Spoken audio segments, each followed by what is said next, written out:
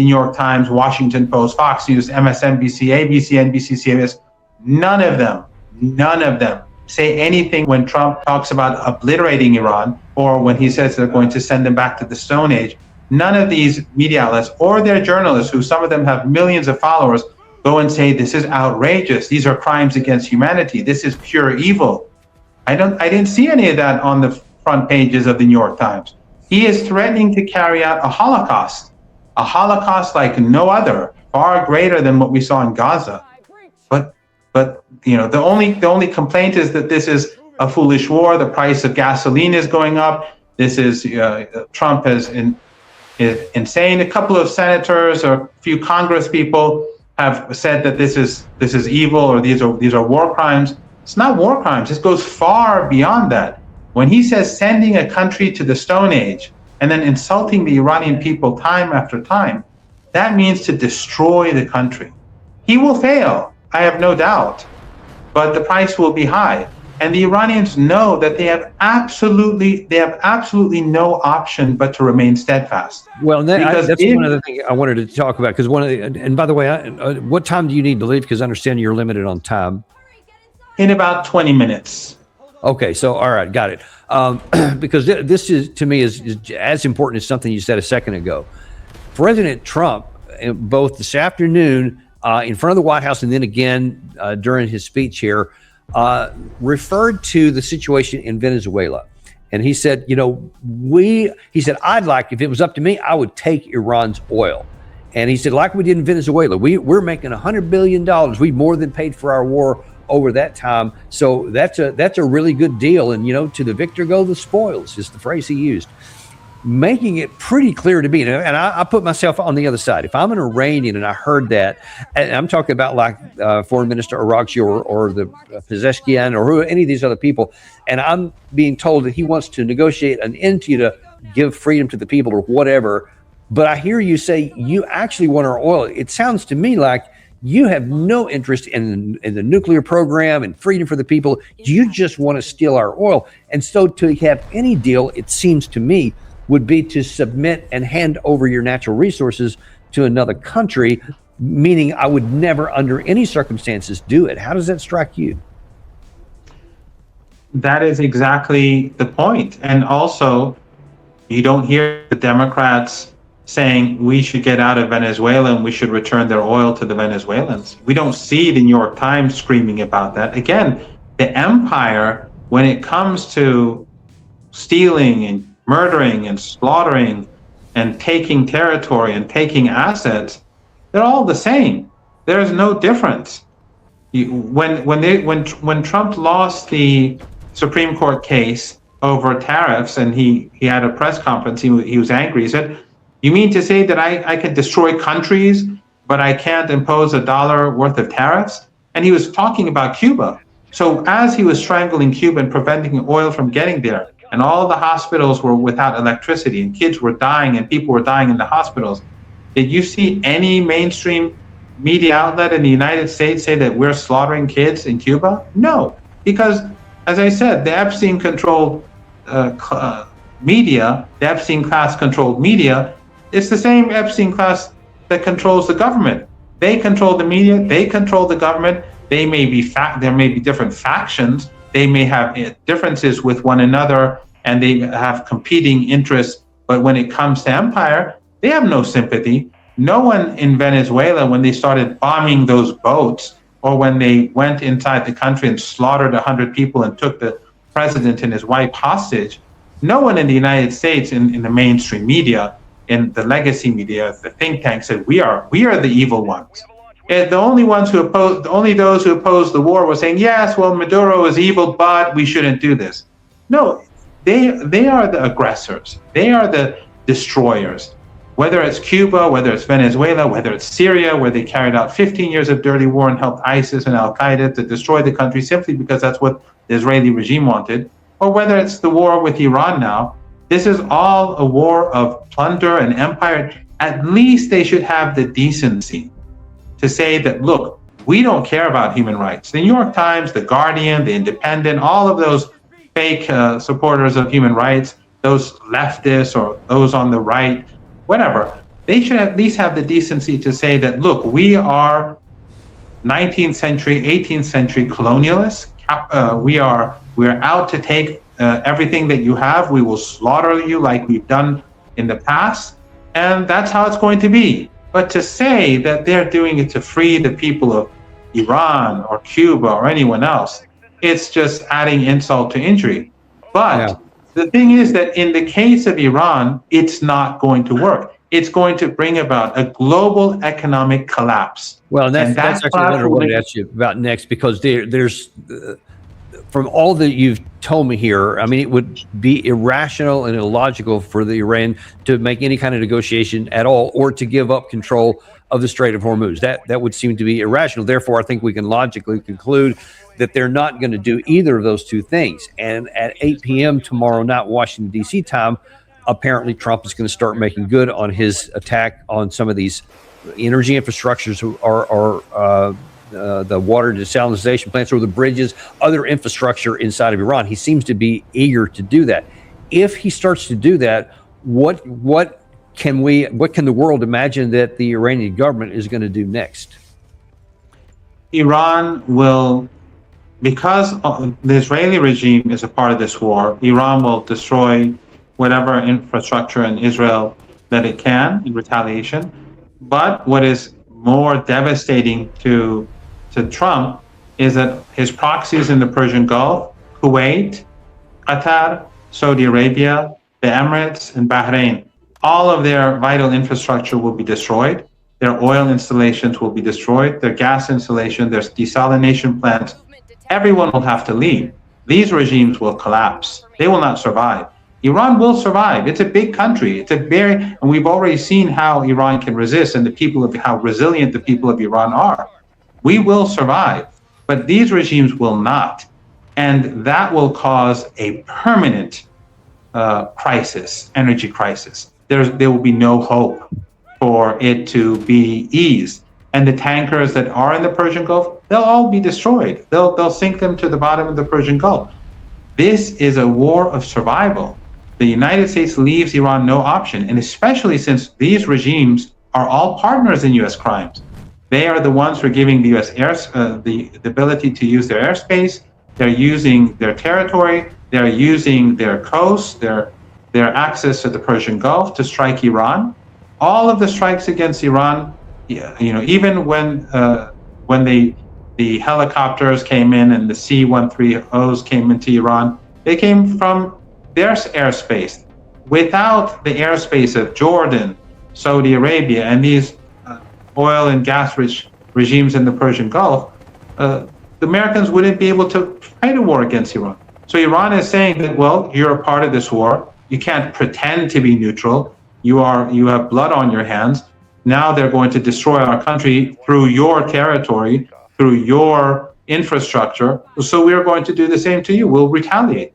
And then we're going to have a crisis like no other before. Are there any talks? So I would imagine, again, putting myself in everybody's position here, if I was Kuwait or Saudi Arabia or Qatar or any of these places, UAE, I would be talking to Tehran and saying, hey, don't do this. Don't take this stuff out on us, especially permanent. And then I would imagine that Iran would be saying, okay, don't need to. Then you better get the United States to back off of what they're going to do. Are there any conversations like that going on?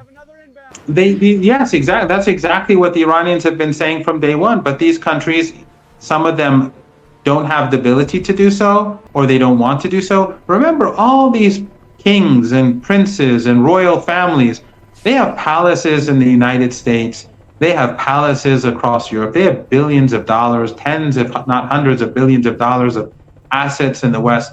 If their regimes collapse, they're gone. They'll leave the people, and then you'll see millions of people driving towards Europe and across the deserts of the Arabian Peninsula, and it's going to get very hot in a few weeks. The Arabian Peninsula will be very hot in a month from now. So this is going to be an extraordinary war. You'll see millions of refugees going to Europe. You're going to see, going through Turkey, and we're going to see the global economy collapse. I mean, what is Trump demanding? Iran to open the Strait of Hormuz, which, by the way, it is open to countries that are not aligned to the United States. But those countries that are cooperating with the United States, their oil is not going through as we speak. But if when that happens, then the Strait of Hormuz is useless. If it's let's say there's an agreement and if it's open, if there are no tankers, if there is no oil production, if there is no LNG production, then what's the use? So we're going to have a permanent removal of the energy, as well as the fertilizers, as well as the petrochemicals, as well as the market, because these regimes, when they sell their oil, they send their money to the United States. They buy stocks, they buy bonds, they buy U.S. weapons. That market will disappear. So at multiple layers, the American people will suffer the consequences, but the whole world will suffer. Everyone will suffer a horrific. Well, that was my next question. Is what about both China and Russia and many states in Asia, actually, because they may suffer more than anybody else, and those in Africa too. I've got some friends living there, and they're already feeling some of the effects of this. But if what you described happens as a result of our initiating an attack to potentially tomorrow night, everybody is going to pay a long-term problem here. Is there any diplomatic movement by any of these states to try and intervene between Iran and the United States? Well, the Russians are benefiting enormously because the price of oil is going through the roof, and they're huge exporters. And in the United States, those producers of oil are going to make a killing too. It's the consumers whose lives are going to be destroyed and their businesses crushed. And as I said, the money that comes from the Persian Gulf will no longer be going there. The Chinese actually have the biggest reserves in the world right now. They've purchased a lot of oil, and of course they have the Russians. Ever since the Europeans cut off their oil and gas relations with Russia, they've been sending it to China. So China will be hurt a lot less than anyone else. But how can the Chinese or the Russians or others make a difference when Trump is behaving like a madman? I mean, to people here are saying, they're saying, what did he do to these little girls? What do they have on this guy for him to be so crazy and insane in the way in which he speaks, and to say that he's going to send the Iranian people to the Stone Age? What can the Russians do? The only thing that's left to do is for the Iranians to remain steadfast. But I think we're going to have if he carries out with his threat, because the Iranians are not going to back down, we're going to have a crisis which is, I think, beyond anyone's imagination. And just, I know you're about out of time here. Last question. In the event that does happen, that President Trump doesn't listen to anybody, he does launch some sort of a big attack against energy infrastructure, and Iran does what you suggested they're going to, and just starts methodically taking down all of this, and it has the impact you had, then there will come one of the things that I feared the most from the beginning here, is that faced with a disaster, President Trump may then resort to one more escalation of a nuclear weapon to try and bring Iran to the heel, just like they did with Japan in 1945. What would happen in that case? Because literally Tehran could be vaporized. Is there any concern about that on the Iranian side? Well, it just shows how sinister the regime in Washington is. It just shows how sinister Zionism is. It just shows the world what the reality of Zionism is. That is what you're talking about, the essence of Zionism, something that no one would even contemplate. No one like you or me would contemplate hurting a child. Yet for Netanyahu, for the Zionists, for Trump, and for the Israeli firsters in the White House and in Washington, massacring and sending people back to the Stone Age is normal. That's why the New York Times doesn't react to any of this language, because that's normal for them. Because they see the rest of the world like the Zionists do, like we're all Amalek. And for me, you probably heard, I have a bounty on my head right now. I'd prefer to die standing than to die on my knees. And those people on the streets, when the United States and Israelis fire missiles at these rallies, I publish footage of them. People can go back a few weeks ago. There was a famous rally where a young woman was talking about why people are steadfast, why they're chanting God is great, and then that's when they fired a missile. And the crowd did exactly what she said. They didn't run. They didn't stampede. And she continued speaking. You would think that this would be the top news story across the Western world. And this young PhD student at the University of Tehran, she would be invited on all the Western media channels. But she was nowhere because the Western media censored her, because they do not want to show all these young Iranian women and young men on the streets unfazed, unwilling to stampede and run away. Because then it becomes clear that this woman doesn't need liberating.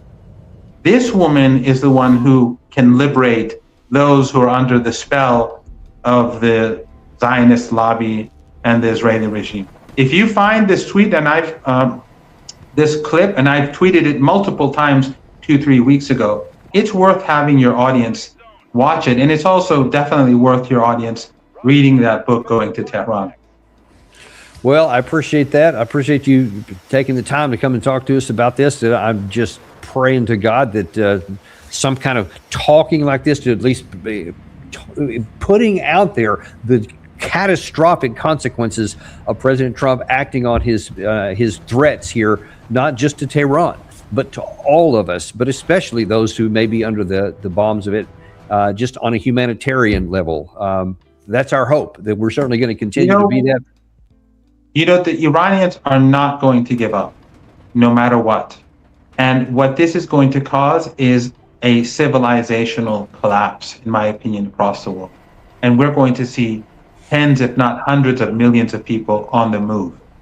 And whether it's in Latin America, and the North America will be collapsing, but still people will be going down those routes that they've been going traditionally. And the same is true from Africa and Asia to Europe, even though Europe will be collapsing. There will be hunger, there will be starvation. What Trump is doing is just beyond belief. And the evilness of what he is saying and the implication of what he's threatening, you would think that they would remove him from power today. And you would think that the legacy media would be outraged and saying, how in the world could you ever talk about sending a nation with thousands of years of heritage? And what is their crime? Their crime is that in 1979, they became independent of the United States. And then their crime is that they support the Palestinian people. They're saying no to genocide. The problem with the Iranian people is they're saying no to genocide. Just like they're saying no to the starvation of the people of Cuba, that's the crime of the Iranian people. The essence of their guilt, what is really lying behind the guilt of the Iranian people, is because they're saying Palestinians are not Amalek. They're human beings. Actually, they're the Semites. That is the real story, and that is why we must be crushed. Well, we appreciate you coming on and giving your viewpoint on this, and we will pray to God that somehow a way can be found out of this and that nothing happens tomorrow night, and then we can just keep on talking, because that way more people stay alive. But we are always unintimidated and uncompromised to bring the truth, even when it's something like this. Thank you for sharing your viewpoint. We appreciate it. And thank you for all the heroic work that you do. You have my pleasure. Our focus here, folks, is that we are against any kind of foolish war that is. I mean, war should only be used as an absolute last resort, and that's not even on the threshold here. This is a war of choice that could threaten to not just harm the target country, but by extension, because of how they may react, could cause devastation for all of us. And Professor Marandi there put it out pretty clearly. Nobody's going to get by if this happens. Not us, not Europe, not Asia, not Africa, and definitely not the Middle East, anybody in the Middle East. This is a profound moment, and we should all do everything we can. Call your congressman, send them a letter, do whatever you can, put this out on social media, spread this out to everywhere. This is a red alert. This is a really dangerous moment, much more dangerous than we think. Don't be fooled by all the braggadociousness that we heard the President Trump talking about there. and the chairman of the Joint Chiefs of Staff, the Secretary of War at that hearing, where they're all patting themselves on the back of what a great military thing that they did, and Trump mocking the Iranians and laughing about taking their oil and all that like it's a minor thing. It is not. It is something that could devastate the way that we live right now. Don't underestimate this moment, folks. Now is the time to act. Thank you very much, and we'll see you on the next episode of Daniel Davis Deep Dive. You know we don't have sponsors because we hate to hit you over the head with ads. I don't like them. So show a little love back. Subscribe, like, and send this to somebody you care about.